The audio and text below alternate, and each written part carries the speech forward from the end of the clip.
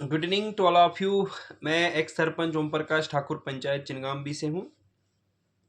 देखिए, जिस तरीके से कल भी हमने जो है एक वीडियो जो है सोशल मीडिया के प्लेटफॉर्म में डाली थी कि जो महराज मलिक के ऊपर जो पीएसए लगाया गया, हमने उसको उसमें जो है कड़ी मजम्मत की कि ये टोटली गलत है। ये डेमोक्रेसी के लिए, ये डेमोक्रेसी का कत्ल हो रहा है, ये डेमोक्रेसी को ख़त्म किया जा रहा है।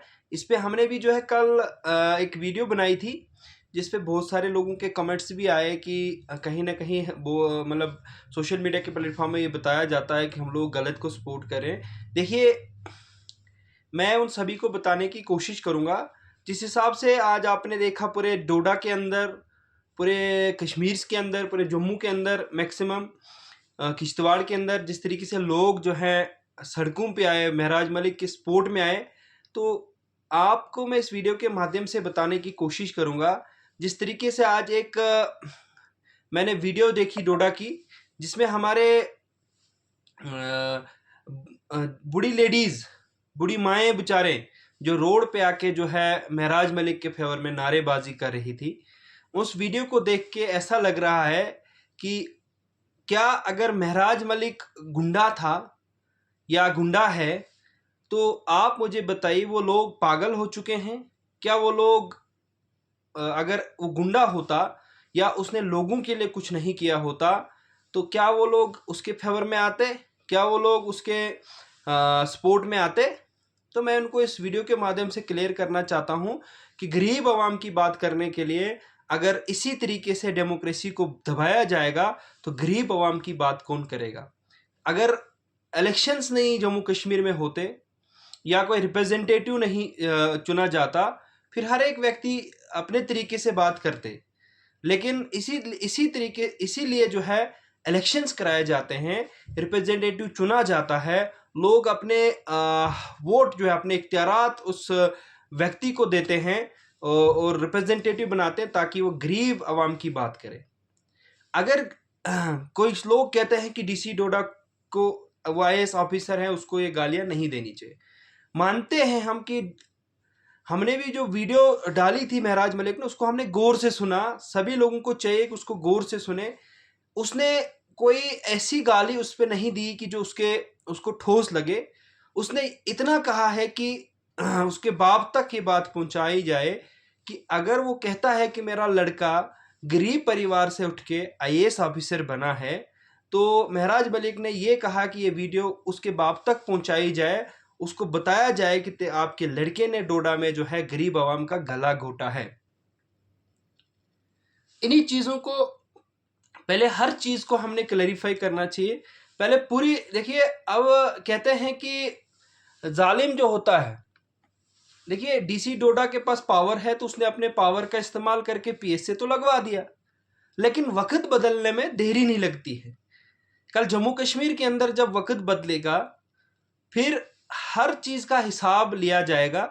जिसने भी जुल्म जो है बिला वजह जुल्म किया हो उनका हिसाब जो है उनको देना पड़ेगा, क्योंकि ये वक्त किसी का नहीं रहता है। यहाँ जो है बड़े बड़े आए जो इस हिंदुस्तान पे राज करके चले गए, वो नहीं रहे तो किसी ने इस दुनिया में नहीं रहना है। लेकिन जब भी जब भी कहीं बात उठती है या जुल्म के खिलाफ बात उठती है, उसके साथ देना चाहिए जो बात उठाता हो। इसी तरीके से महराज मलिक देखिए, मानते हैं कि उसने डीसी डोडा को कहा कि थूको, थूक उसके मुंह पे थूकूं, दला कहा। हम इस पर मानते हैं कि एक रेस्पेक्ट भी जरूरी है, लेकिन अगर एक गाली पे इतना बड़ा वबाल बन सकता है, फिर आप देखिए जम्मू के अंदर जब असेंबली लगी थी उस टाइम किस तरीके से बाकी एमएलएज ने भी जो है भाषा, अलग ही भाषा इस्तेमाल की थी, गालियां दी थी, धमकी दी थी। उनके ऊपर भी जो पीएसए लगना चाहिए था। हम ये नहीं कहते हैं कि हम महराज मलिक के फेवर में या उसकी पार्टी से है। हम ये कहते हैं कि गरीब आवाम की जो बात करता है, जो सच बोलता है, सच को यहाँ पे दबाया जाता है।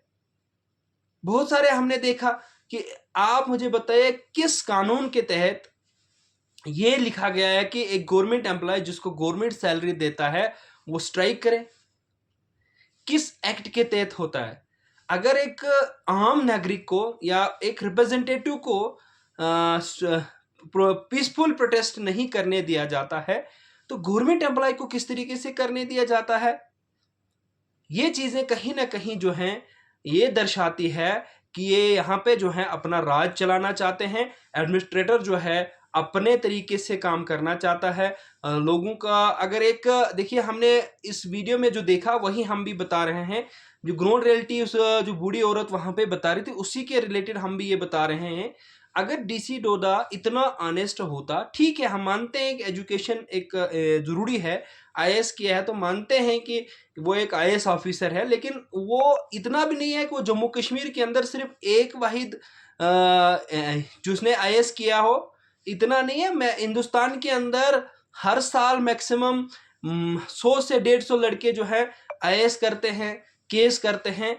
इतना नहीं है कि कोई एक व्यक्ति कोई अपने आप को कहे कि मैं केस ऑफिसर हूं, इतना नहीं है।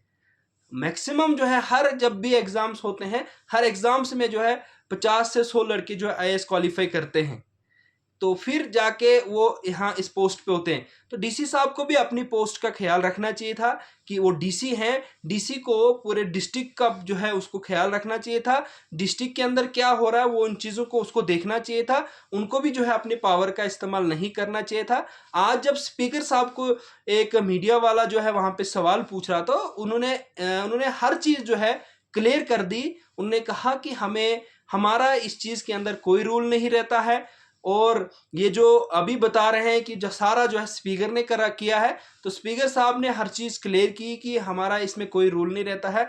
तो अगर स्पीकर साहब का भी जो है रूल नहीं रहता है, चीफ मिनिस्टर का भी इसमें रूल नहीं रहता है, तो आप मुझे बताइए क्या डीसी का जो है इसमें पीएसए में रूल रहता है? क्या डीसी जो है कल को कोई सवाल पूछेगा कि डीसी को कि आपने अपने डिस्ट्रिक्ट के अंदर क्या किया, या आपके पास इतनी फंड्स आई थी उसको कहाँ कहाँ यूज किया, क्या उसको इसी तरीके से पीएसए लगाया जाएगा? इन चीज़ों के बारे में हम सबको जो है सोच रखना है, हम सबको सोचना चाहिए। क्योंकि हम लोग सिर्फ, कुछ लोग कहते हैं कि अभी महराज मलिक ने पता नहीं क्या क्या वीडियोस, अरे भाई अगर उसने उस टाइम वो वीडियोस डाली थी, उसी टाइम जो है एडमिनिस्ट्रेशन को जो है एक्शन लेना चाहिए था। जब उसके ऊपर जो है 20 एफआईआर लगी हुई थी, उसको इलेक्शंस कंटेस्ट कैसे करने दिया?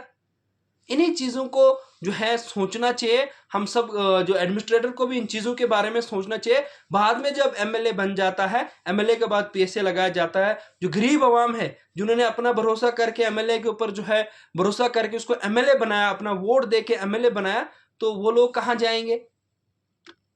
एडमिनिस्ट्रेटर जो है, अगर इतने काम कहते हैं कि डेवलपमेंट हुआ है, एडमिनिस्ट्रेशन ने जो है इतना डेवलपमेंट करवाया है, तो फिर वो गरीब आवाम क्यों रो रहे हैं?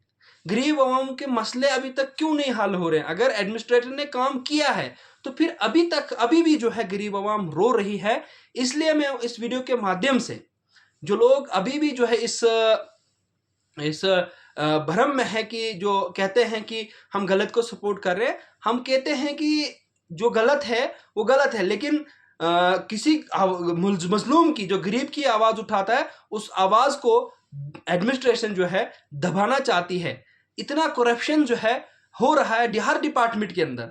आप अगर आरटीआई डालोगे तो हर डिपार्टमेंट के अंदर इतनी करप्शन होती है, उस करप्शन के ऊपर कोई नहीं देखता है, उस करप्शन को कोई नहीं रोका जाता है।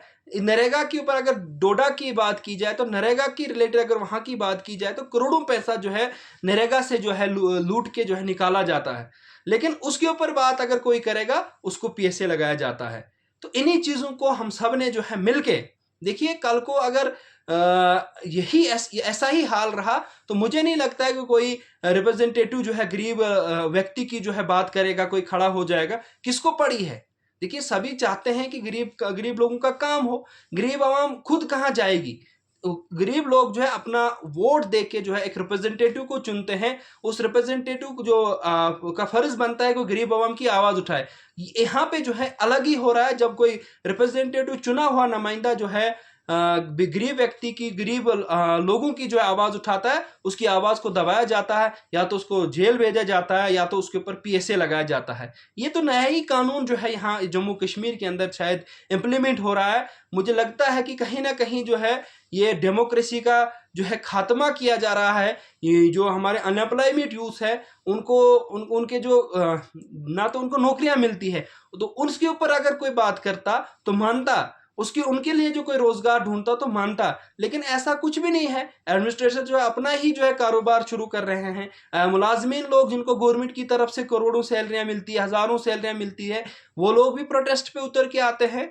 उन गरीबों का ख्याल करो जिनको दिहाड़ी 200 रुपए भी नहीं मिलते हैं, उनका भी ख्याल करो। उनके ख्याल करने के लिए जो है उन्होंने अपने रिप्रेजेंटेटिव को चुना है, लेकिन आप लोगों जो है उन रिप्रेजेंटेटिव के ऊपर ही पैसे लगा के उन गरीब आवाम का गला घोटते हो। जिस तरीके से आपने देखा हर जगह से एक ही आवाज उठी। अगर महराज मलिक गुंडा होता तो सिख बरादरी के लोग, हिंदू बरादरी के लोग, मुस्लिम बरादरी के लोग, सभी लोग जो है एक ही आवाज उठाते हैं कि महराज मलिक को रिलीज किया जाए।